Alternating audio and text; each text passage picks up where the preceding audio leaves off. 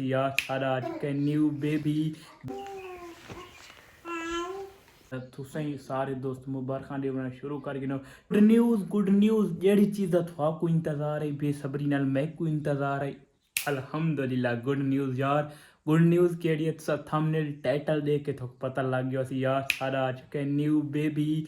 बेगम भी बहुत खुश है, मैं भी अल्हम्दुलिल्लाह बहुत खुश हाँ। ते दे पे इं खुशी दे कमरे दी भी कितनी VIP सैटिंग करके दी ते मैं आख्या काफ़ी दिहाड़ा बाद बेगम वाला व्लॉग नहीं बनाया इं वजह तो। और मैं आख्या अपने व्यूअर नू बिग सरप्राइज़ देसां। मैं कितने सरप्राइज़ देसां अपने व्यूअर को थोआको अपने बेबी नाल मिलेंदे हैं और अपनी बेगम नाल मिलवेंदे हैं। ते इतने दिहाड़ा इंतज़ार दे बाद ते आज बेगम वाला व्लॉग है। तुसां भी काफ़ी इंतज़ार कीती होसी, मैं को भी काफ़ी सस्पेंस है इंतज़ार है। ते जिलो थोआको अपना बेबी दिखाने बेगम आज तू यार बड़ी खुश बैठी यार दे पे आज बेगम काफ़ी खुश है यार। तू आज बड़ी खुश है यार, मैं भी बहुत खुश हाँ पर बेगम मैं तू भी ज़्यादा खुश है यार।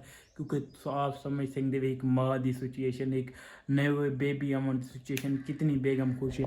बेगम बहु बहु तो आपको मुबारक में न्यू बेबी आ गई है यार। उनको आज तक बोल पो इस व्लॉग तुसा न्यू मिलेंदे पे बेगम को न्यू बेगम दी तुसें सारे दोस्त मुबारखां देना शुरू कर गिनो। क्योंकि न्यू बेबी दियां ते बेगम को मुबारखां दो, मैं को भी दो ते ज़्यादा बेगम तो आपको मुबारक हुए। तो हूँ इंशाल्लाह व्लॉग भी रोज़ाना बने सो ठीक हो गया ठीक है।